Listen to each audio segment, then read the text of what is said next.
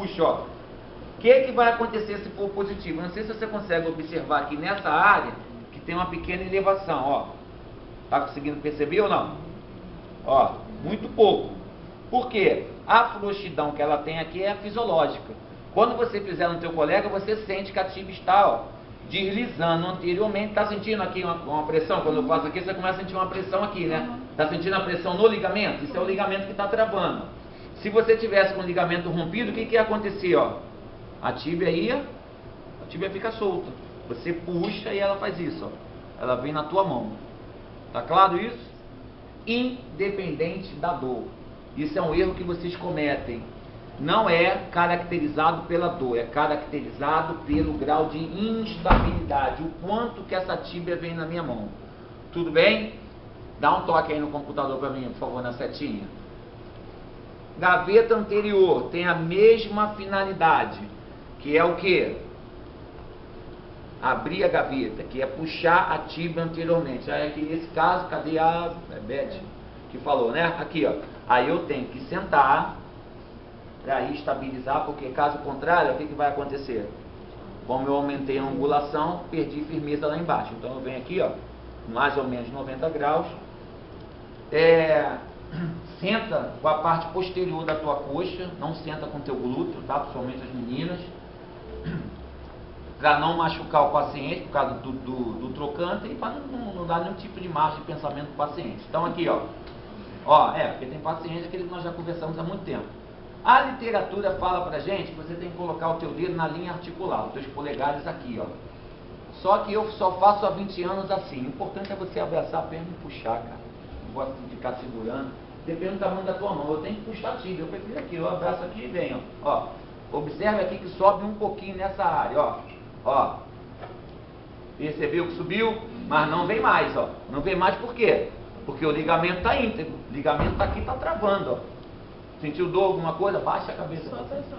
Só a pressão. Né? Aqui, ó. Ela sente a pressão, por isso que é importante daqui a pouco, vou dar tempo para vocês fazerem, ó. Aqui a pressão começa, né?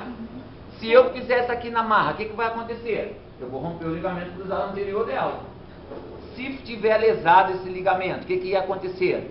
Essa tíbia ia vir toda na minha mão. Você ia perceber aqui, ó. Esse pouquinho que você está percebendo ia ser muito mais exacerbado. Você ia puxar e ela ia ter uma grande o quê? Uma instabilidade na tua mão. Tá claro isso? Tudo bem?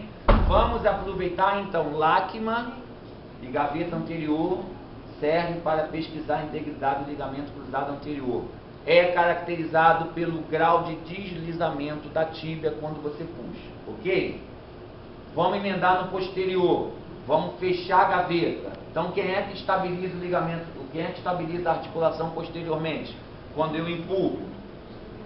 Ligamento cruzado posterior. Então, se no anterior eu puxei, eu abri a gaveta, agora eu vou fazer o quê?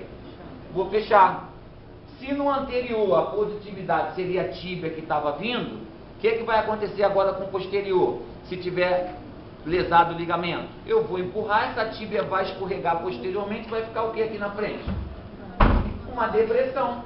Você vai ter um degrau, a literatura chama de um degrau. Por quê? Eu vou empurrar. Se você observar aqui, com olhos mesmo clínicos, você vai perceber que quando eu empurro, fica, ó, afunda um pouquinho aqui, ó. Sente a pressão, Yasmin? Ó, observa aqui, né, nesse relevo aqui, ó. Não vai mais, tá? Então, ó, é só fazer isso. Eu sinto um pequeno deslizamento que é o fisiológico. Vocês devem ter estudado isso lá com o professor Edgar, arte cinemática, movimento de tíbia, o movimento de fisiológico, arte cinemática, os micromovimentos. Tudo bem? Vai ser positivo quando? Tiver dor? Não. Quando tiver o quê? Uma depressão, quando tiver um degrau, ok? Então já foi o anterior e o posterior. Seguindo essa linha, passou para frente. Vamos lá para o estresse.